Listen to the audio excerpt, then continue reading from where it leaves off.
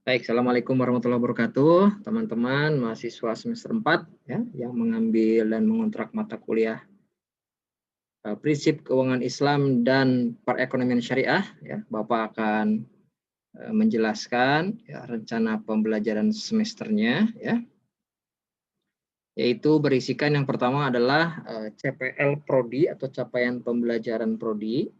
Ada 4 unsur ya. Unsur yang pertama adalah sikap, ya, attitude-nya, kemudian unsur kedua adalah pengetahuannya, unsur ketiganya adalah keterampilan atau skill secara umum, dan ada skill secara khusus yang keempat. Nah, prodi manajemen itu menetapkan bahwa belajar mata kuliah ini diharapkan secara attitude itu memiliki internalisasi prinsip-prinsip keuangan Islam dan perekonomian syariah. Ya, kenapa internalisasi? Karena attitude itu nanti dekat dengan perbuatan. Ya, jadi mekanismenya itu kalau manusia sebelum melakukan sesuatu itu dia berpikir dulu, berpikir itu melahirkan pemahaman, lalu dia merasakan, ya, perasaannya bagaimana, suka atau tidak suka terhadap satu perbuatan itu. Nah, kalau suka dia akan punya attitude, punya kecenderungan, ya. Nah, setelah itu baru dia melakukan tindakan atau psikomotorik. Jadi sisi sikap ini, sisi attitude ini yang mudah-mudahan kalau seorang mahasiswa manajemen, ya, gitu, dia punya attitude, keilmuan manajemennya itu jadi landasan kecenderungan untuk dia bertingkah laku, ya. Nantinya ada behavior, ya, bertingkah laku. Pengetahuannya tentu menguasai konsep teoritis riset ilmiah bidang keuangan Islam dan perekonomian syariah, ya. Dan juga mempromosikan solusi atau formula-formula, ya, model-model penyelesaian masalah. Lalu keterampilan umumnya bisa membuat keputusan strategis, keterampilan khususnya bisa memanfaatkan iptek, ya, internet, komputer, aplikasi, software, dan sebagainya.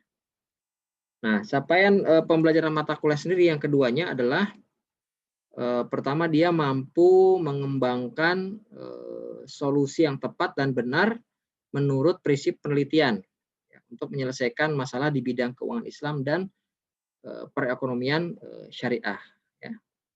Jadi bisa memilih atau mengembangkan solusi yang tepat, ya. Ini maksudnya menurut prinsip ini nih, menurut prinsip keuangan Islam dan perekonomian syariah, itu maksudnya, ya. Ini bukan prinsip penelitian nih.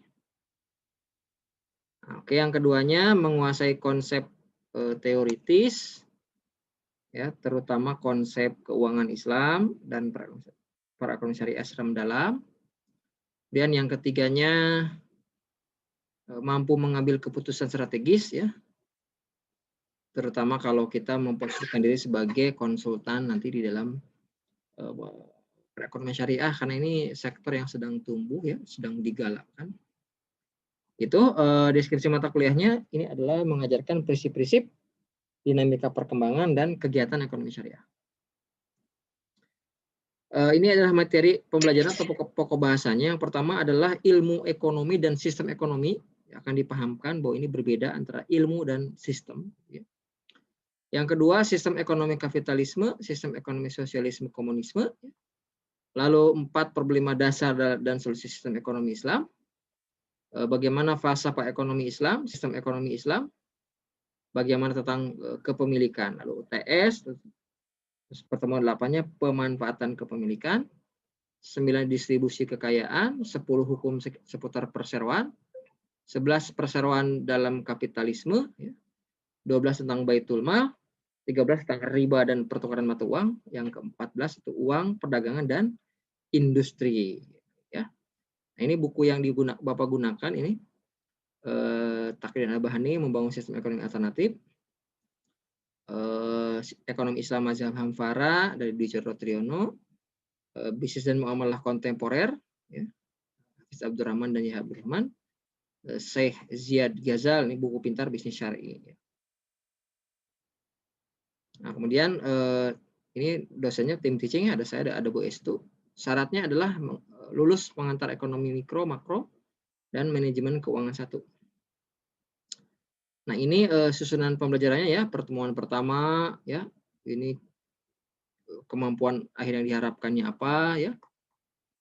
kriteria dan bentuk pemahamannya, ya, bobot penilaiannya. Ya. Jadi yang pertama itu nanti berbicara tentang perbedaan ilmu ekonomi dan sistem ekonomi. Lalu kedudukan ilmu ekonomi dan sistem ekonomi, bagaimana kedudukannya. Lalu yang ketiga, peran sistem ekonomi dalam melahirkan ilmu ekonomi dan membangun ilmu ekonomi Islam dari sistem ekonomi Islam. Ya, pertemuan kedua ini menjelaskan tentang sistem ekonomi kapitalisme, ya, proses sejarahnya, ya, terus juga sistem ekonomi sosialisme dengan hukum-hukum akumulasi kapital, ya, teori nilai kerja dan sebagainya. Dan ada problem dasar ekonomi Islam dan solusi, ya. Lalu kemudian distribusi, pertemuan kelima itu distribusi kepemilikan kalau tidak salah, ya, kepemilikan. Kemudian pandangan dan pilar-pilar sistem ekonomi Islam atau falsafah ekonomi Islam, macam-macam kepemilikan, ya, lalu penggunaan dan pengembangan kepemilikan harta, distribusi antar individu, distribusi oleh negara, macam-macam perseroan, ya, ada perseroan dalam Islam dan perseroan dalam sistem ekonomi kapitalis, tentang baitul mal, juga tentang perbankan, ya, nanti di sini ada tentang perbankan syariah, dan ada tentang perdagangan, industri dan perdagangan luar negeri, industri dan perdagangan, ya. Jadi tujuan dari belajar ekonomi Islam, ya, atau keuangan Islam dan ekonomi syariah ini adalah kita mempelajari secara teoritis dan praktis, ya, bagaimana satu sistem alternatif, ya, ekonomi Islam ini bisa memecahkan problem-problem mendasar manusia dari mulai kebutuhan-kebutuhan sendirinya, ya, kebutuhan-kebutuhan pribadinya, sampai berbicara tentang kepemilikan harta, ya, distribusi dan kepemilikan harta.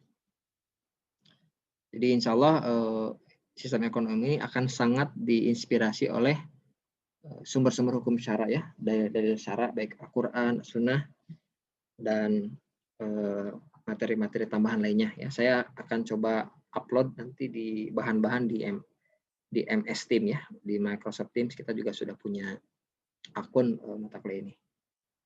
Baik, itu penjelasan singkat RPS ini. Jadi ini penting untuk kita kuasai karena sistem ekonomi Islam selain bisa menjamin satu keadilan, ya, dan juga bisa membuat bisnis itu tumbuh,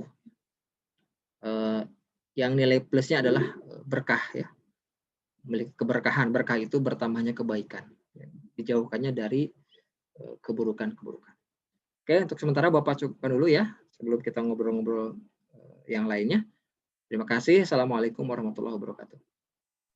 Waalaikumsalam warahmatullahi wabarakatuh. Waalaikumsalam warahmatullahi wabarakatuh.